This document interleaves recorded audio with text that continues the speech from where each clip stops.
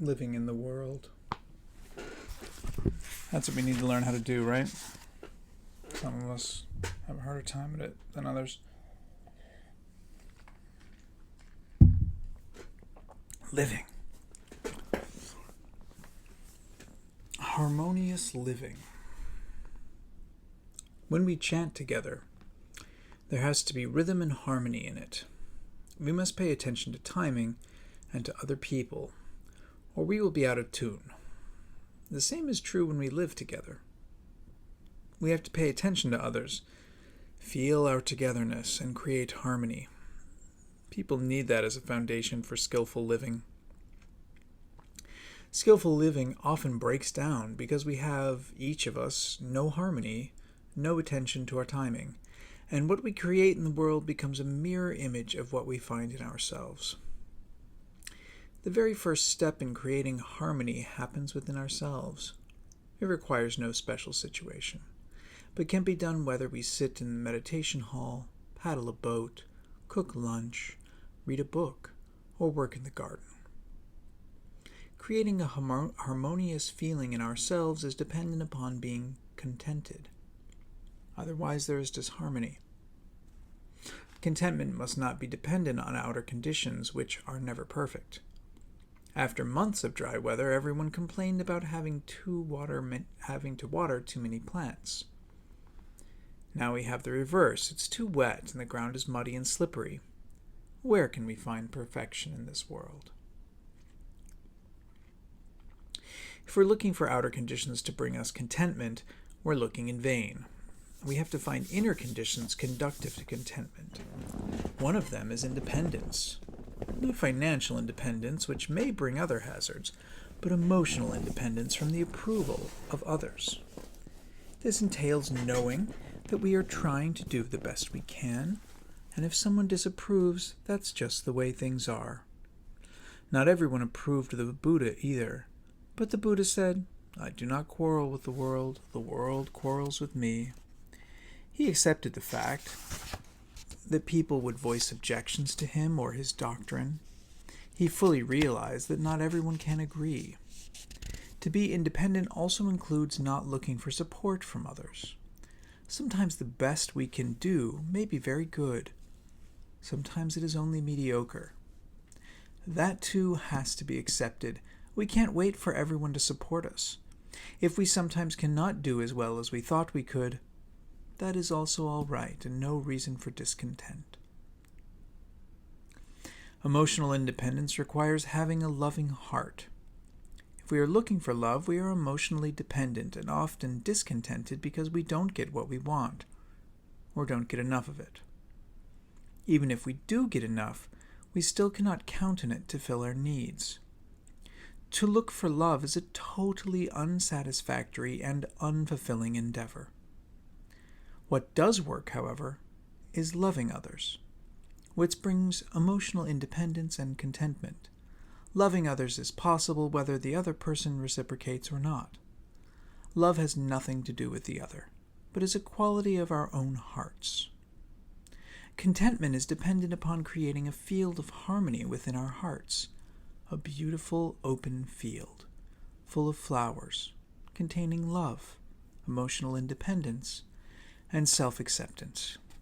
We do not seek love or approval, but instead give them unstintingly.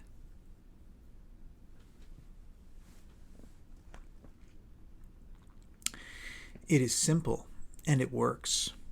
This constitutes a generous heart. Usually when somebody wants something from us, our ego feels threatened and fears being diminished. This is very evident on a material level when we fear losing our possessions. We may feel the same threat when somebody wants our love. If we give love and approval, however, we are neither threatening nor threatened. To love is the only way we can live in harmony with ourselves. Sometimes we don't feel well physically. That too is no reason for discontentment. I am of the nature to be diseased, the Buddha asked us to recollect. There is no mention of becoming unhappy and discontented because of that. It's the nature of the body to have some problems. At other times, there may be desires in the mind. We can allow that, but we don't have to get involved in those desires. If we suffer from the dukkha that mind and body generate, there will never be any contentment. Where can we find contentment? Certainly not in buildings, nature, or other people. It is only one resting place, within our own hearts.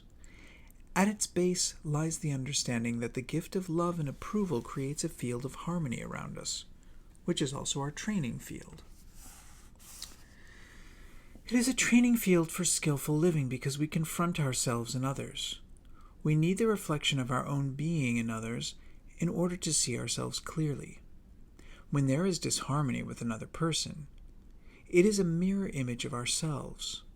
There can be no disharmony with others if we feel harmonious within ourselves.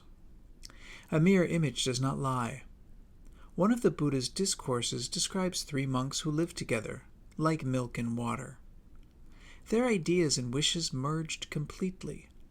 There was total harmony because none of them wanted his own way. At least this gives us an idea of what is possible. Otherwise, we would continue to believe that our negativity is justified. Harmony has many different meanings. Mainly, it is the essential core of living happily. Sometimes we get attached to our own dukkha. That's quite common. But when we see the folly of it, we can stop. Happiness is really what every living being aims for, not only human beings. We try to meditate to become happier, but we cannot sit in meditation all day long. Sometimes it even feels as though meditation brings up buried resentments and hurts, which we don't particularly want to see. It might feel as though meditation brings more dukkha than we had before, but that is only because we have finally admitted it and see it clearly. This arouses compassion for everybody, for we see that being a human means suffering.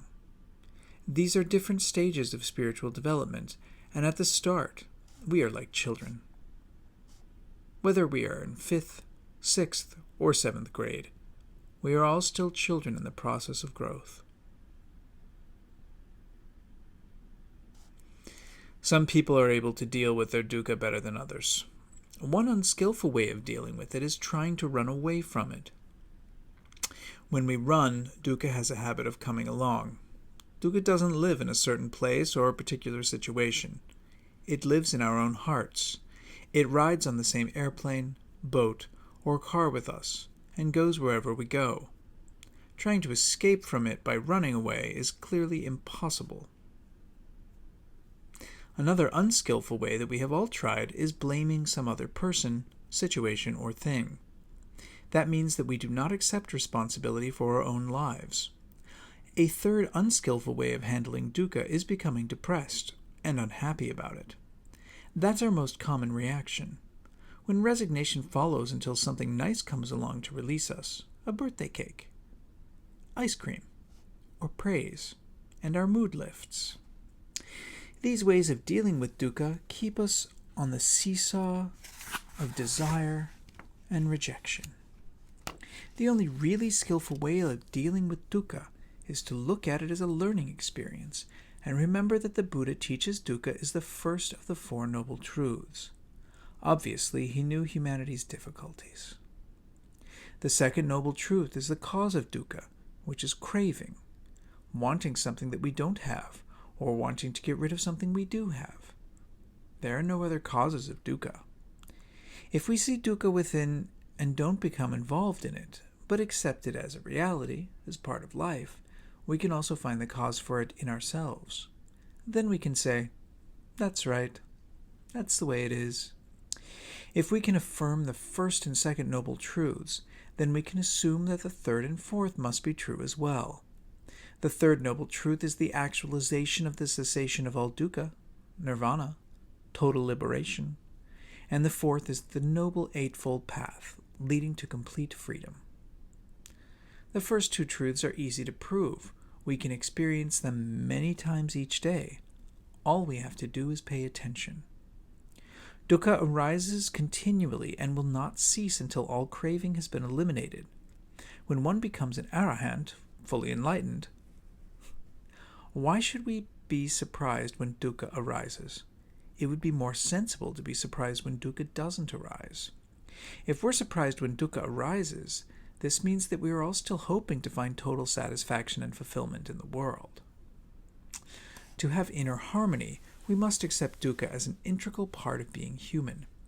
If we dislike and reject it, our resistance makes it worse, and escape from it becomes a priority. Usually that includes trying to change people, situations, our work, or whatever else comes to our minds. We can never eliminate dukkha like that, but only through the abandoning of craving. That is the Buddha's teaching. At this stage in our lives, we can take his words as guidelines for practice. There already seems to be a glimmer of hope that we can verify some of the things he said, and we can take the rest on trust to try them out. When dukkha arises, we can realize that something we want isn't happening. We can find the desire and let go of it, since there is no other way of avoiding dukkha. The more craving we abandon, the more harmony we have. Craving disrupts harmony. Imagine that we're chanting together and one person wants to be heard above all the others, or another wants to chant faster. All harmony is disrupted. Contentment in our hearts is rooted in emotional independence, in giving love and approval rather than trying to get them. We need to realize that all dukkha depends on craving and that we must therefore let go of desires. That is the path and the teaching. We often forget these basic truths. Why do we forget so easily? Our ego identification and affirmation is foremost and reduces everything else to unimportance. Our minds are concerned with me and mine, and since everyone thinks in this way, the world is a disharmonious place. We can find harmony only in our own hearts. Nobody will hand it to us.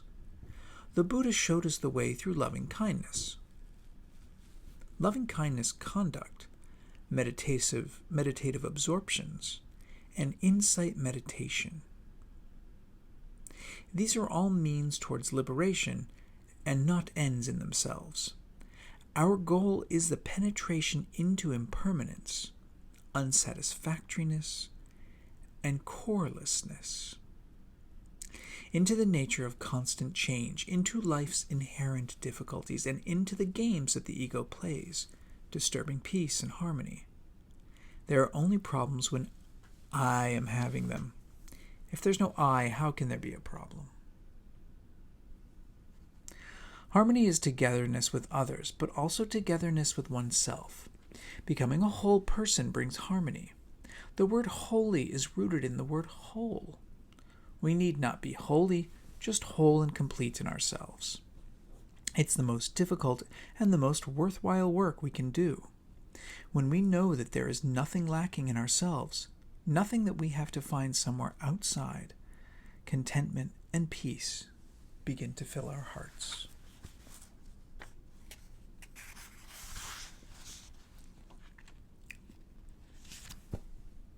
Talking to one another.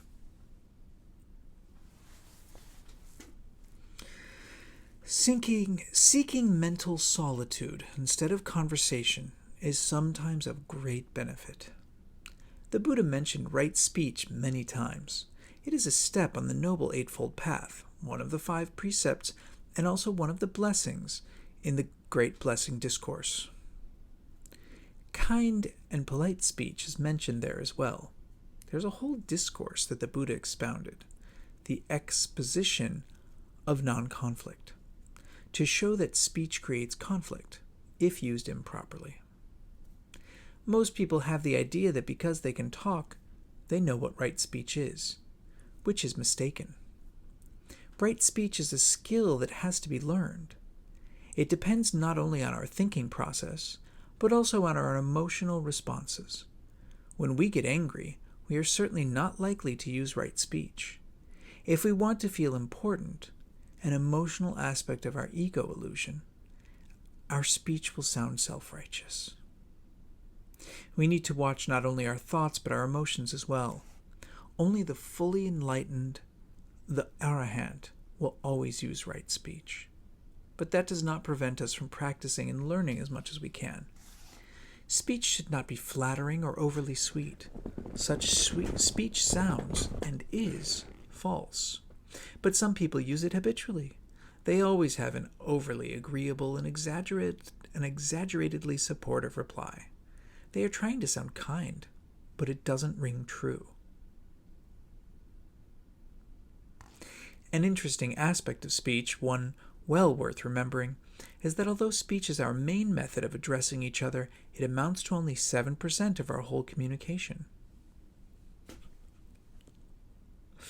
This information comes from a woman who teaches communication workshops.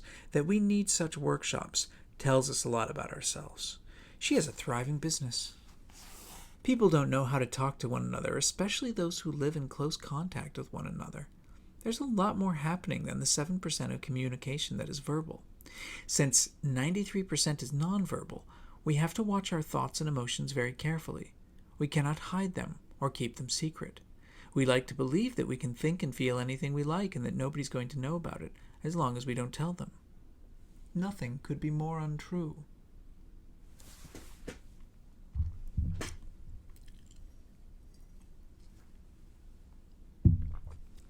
Thoughts and emotions are evident to anyone with even a little awareness. The feeling behind the words comes through. That's how misunderstandings arise. Somebody makes a statement that seems to him perfectly plain, but the other people picks up on a feeling and hears something entirely different. The listener can, of course, question the speaker, and the two can iron out the misunderstanding, but often people don't question. They just misunderstand. And enmity, dislike, coldness, or indifference ensue. The feeling behind the words also shows through in the body language. If we pay attention, there's a lot we can learn from body language, facial expressions, and tone of voice. Our words and verbalizations are more limited. One can read a newspaper in any language knowing only 1,000 words or so, which isn't many. Usually we express ourselves within that small vocabulary. We are not likely skilled in the subtlety of words. Speech, feelings, and body language shape how we relate to one another. One of the important aspects of communal living is not to select someone special to relate to, but to relate to everyone. If we pick out one or two persons whom we interact with and feel we can handle, but forget about the rest of the community, that's not sufficient for harmonious community living. A community includes everyone, and each member has the duty and privilege of learning to relate to all. How do we relate successfully in a way that minimizes misunderstanding and makes it pleasing to be together? One of the qualities mentioned in the Metta Sutta, the loving kindness discourse, is being easy to speak to. This means being ready to give up our own point of view and accept the other person's. We are willing to admit we have made a mistake or say that we are sorry and really mean it. We don't snap back when someone speaks to us. We try to listen to what they say.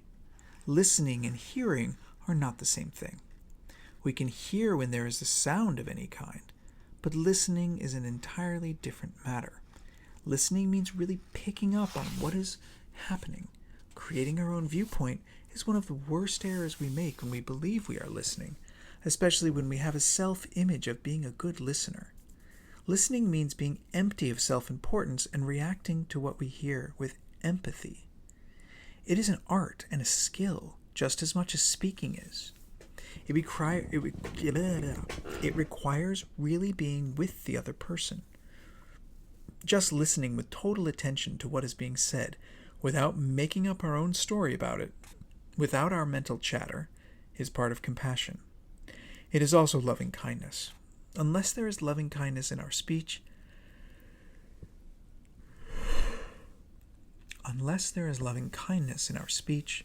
it is going to come out wrong.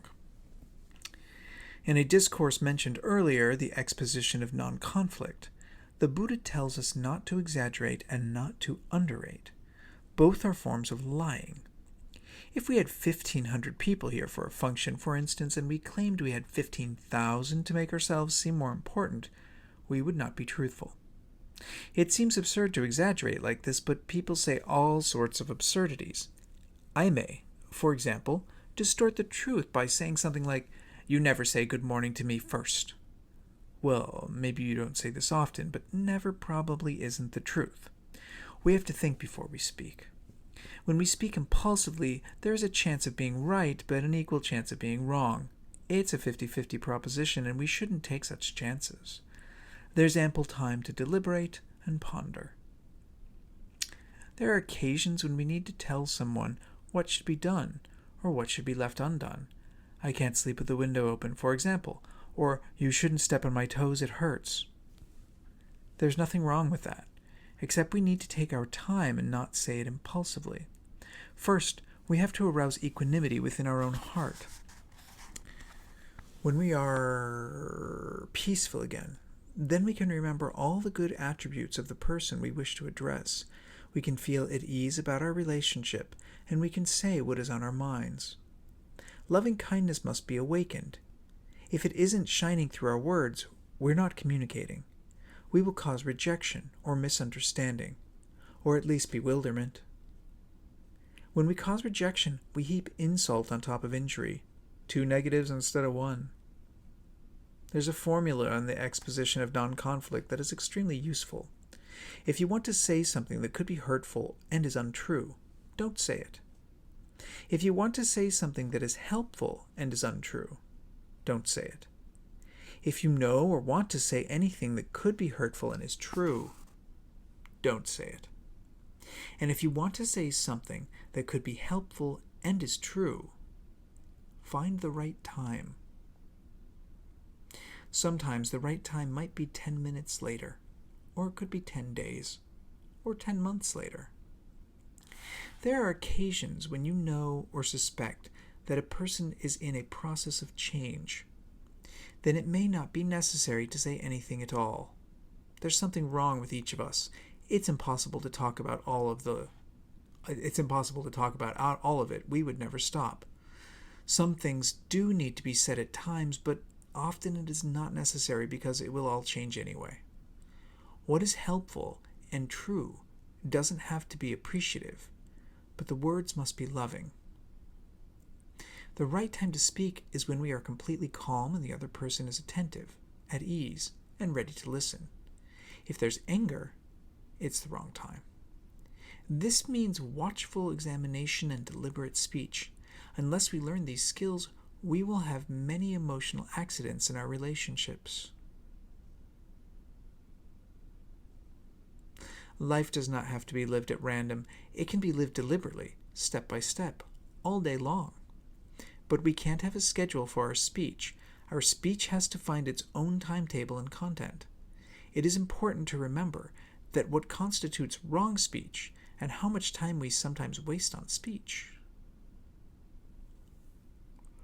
If we were to keep track, we would find that, except for sleeping in moments of concentration and mindfulness, speech is constant, perhaps for 18 hours a day.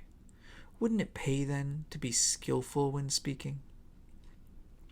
Skillful communication is not as easily learned as it might seem. Reacting pleasantly is only one part of it. Even when we want to say something positive to another person, we need to examine our motives and intentions.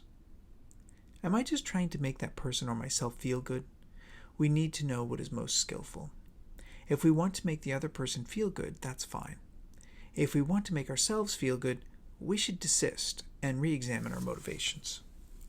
If we don't practice deliberate speech, it will come out instinctively and impulsively, especially if we are feeling some stress. So let's not take speech for granted. In the evening when we go to bed, instead of thinking about physical comfort or discomfort, let us recapitulate how much positivity or negativity we have generated during the day. What did we accomplish with our speech? Have the 5 hindrances been a prominent part of the day?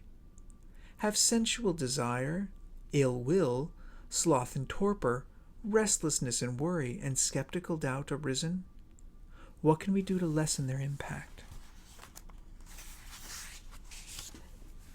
How can we have more love, compassion, joy with others, and equanimity? We could make a balance sheet each evening. If we have said anything during the day that we now regret, we've lacked deliberation and lost mindfulness. There's no blame attached, only recognition. Recognition, no condemnation, and change. With this old, tried, and true formula, we introspect and purify. In the evening, after a full day's activities, we will find that some of our speech has not been really useful and helpful. We can accept that with equanimity and resolve to do better the next day. We must never forget to look at our motivations. A do-gooder doesn't do much good anywhere. The good has to happen first in our own hearts. Only then can goodness and purity come out of it. We can't give away what we don't have. If the heart is pure and full of love, it will radiate that, and speech becomes of secondary importance. It's not the vocabulary that counts, but the feeling behind it. Unless we repeatedly examine our motivations for talking, there will always be accidents. These may prey on our minds, and our meditation will suffer. But who is the one that suffers? We ourselves reap the results of our wrong speech, no one else. Speech is so important that the Buddha gave a discourse about it to his own son, who was 7 at the time. The Buddha had returned victorious from his search for enlightenment. It was the first time he actually met his little son, Rahula. And he explained to him in detail the unfortunate results of lying. He emphasized that wrong speech was the forerunner of losing all spiritual achievements. The Buddha mentioned speech so often because people have great difficulty with it. Their speech usually lacks warmth and intimacy, not because of what they say, but because of what they feel. The Buddha's guidelines are to generate unconditional love in our hearts, a love that does not depend on other people's lovability. Only the Arahant, the fully enlightened one, is totally lovable. Everybody else has some defilements. It's useless to consider other people's defilements. The only defilements that are of any interest to us are our own. They are exactly the same as everybody else's, only in different proportions. Wrong speech is not necessarily abusive. It can be unkind, sarcastic, self-congratulatory, or self-inflating. These are all unwholesome ways of speaking. We eradicate them through purification and recurrent deliberation, checking ourselves again and again. Right speech includes not lying, not backbiting, not speaking unkindly or abusively, not gossiping, not chattering idly, not setting one person against another.